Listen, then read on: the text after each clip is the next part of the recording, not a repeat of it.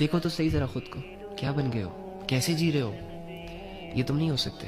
تم یہ انسان نہیں بننا چاہتے تھے جو آج تم ہو.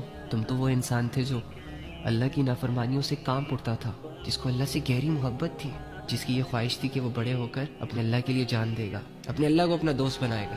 راہ چلتے کوئی ایسی چیز تمہیں نظر آتی جس سے لوگوں کو نقصان پہنچ سکتا تھا، کوئی کانٹا، کوئی نوکیلی چیز، تو تم اسے اپنے ہاتھوں سے ہٹا دیتے تاکہ کسی کو تکلیف نہ پہنچے، نقصان نہ پہنچے. تم تو وہ انسان ہو کہ جس پر جب کوئی ظلم ہوتا تھا تو آسمانوں کو دیکھتا تھا.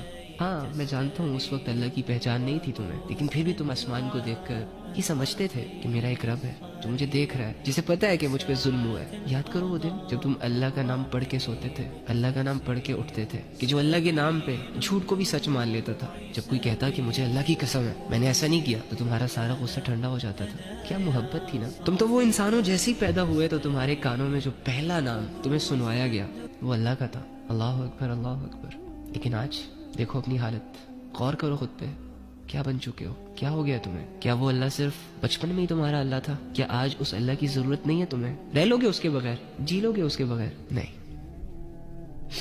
جو آج تم ہو تم یہ نہیں ہو سکتے. خود ہی سوچ لو. ہاں بچپن میں جو انسان جب کسی راستے سے گزرتا اور اسے کوئی ایسا کانٹا یا کوئی نقصان دینے والی چیز نظر آتی تو وہ اس نیت سے اٹھا لیتا کہ کسی اور کو نقصان نہ پہنچے. اور آج جوانی کے ایام میں وہی انسان لوگوں کو دھوکے دے کر، لوگوں پہ ظلم کر کے، لوگوں سے جھوٹ بول کے، لوگوں کے دل توڑ کے، لوگوں کو ذہنی مریض بنا کے، لوگوں کو الجھا کے کیسے رہ سکتا ہے؟ وہ انسان یہ سب کیسے کر سکتا ہے؟ وہ نوجوان جب اسے سمجھ نہیں تھی بچپن میں اللہ اکبر کی صداؤں پہ جو مسجد کی طرف بھاگتا تھا، آج وہ جوان ہونے کے بعد، اس کی سوچ اور سمجھ بحال ہونے کے بعد کیسے اپنے رب کی آواز پر اس کے گھر نہیں جا سکتا؟ یہ تم نہیں ہو بڑی.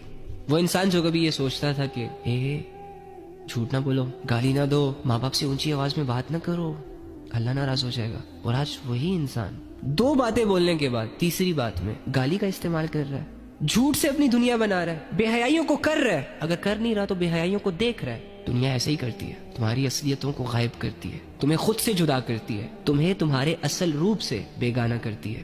تمہارا اصل روپ تو اللہ سے جڑنا چاہتا ہے. تمہارے اندر کا انسان جو کہ ریئل انسان ہے وہ تو اللہ کی عبادت کرنا چاہتا ہے.